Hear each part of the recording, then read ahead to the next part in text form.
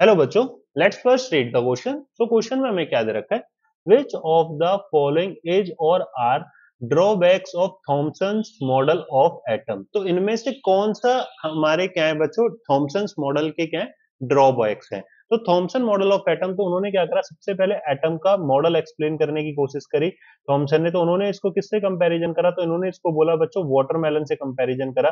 किससे? वाटरमेलन से। वो भी किस तरीके से? तो उन्होंने बोला कि जो वाटरमेलन होता है तो उसमें जो रेड पार्ट होता है बच्चों, क्या होता है? जो रेड पार्ट होता है जिसको हम खाते हैं, इडेबल पार्ट जो होता है, तो उसको क्या बोला कि उन्होंने बोला कि भाई ये आपका वो स्पेस है कि हमारा क्या पड़ा है, ये पूरा एम्प्टी स्पेस होता है ना। और जो उसमें ब्लैक सीड्स दिखाई देते हैं उनको उन्होंने क्या बोल दिया? इलेक्ट्रॉन बोल दिया। क्या बोल दिया? इलेक्ट्रॉन बोल दिया। ठीक है, तो इस तरीके से उन्होंने ब्लैक सीड्स को क्या बोला बच्चों? इलेक्ट्रॉन बोला।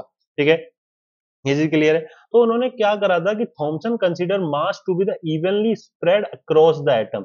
क्या कि थॉमसन ने ये बोल दिया कि जो एटम का मास होता है वो पूरे उस पे सरफेस पे इवनली स्प्रेड होता है।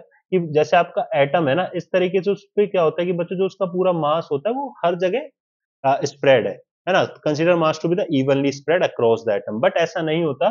जब आगे एक्सपेरिमेंट हुए तो उसमें जाके पता चला कि भाई एटम के अंदर एक न्यूक्लियस होता है और न्यूक्लियस ही पूरे का पूरा मास एंड चार्ज कैरी करके रखता है, पॉजिटिव चार्ज उसका। क्या? न्यूक्लियस। ठीक है ना। तो Thomson consider the mass to be evenly spread across the atom, तो ये आपका गलत है बच्चों।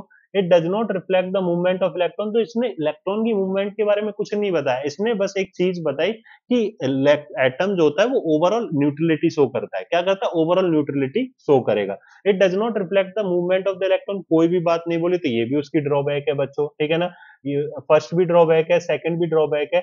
It could not explain the stability of an atom. Stability of atom के रिगार्डिंग तो उन्होंने कोई भी बात नहीं बोली, ओनली एन ओवरऑल न्यूट्रलिटी के बारे में उन्होंने बोला कि भाई एटम ओवरऑल न्यूट्रल रहता है। तो it could not explain the stability of atom, ये भी बिल्कुल सही बात है। तो ऑल ऑफ दीज क्या हो जाएगा बच्चों? करेक्ट हो जाएगा। So option 4 will be the correct answer. I hope understand it very well. Thank you.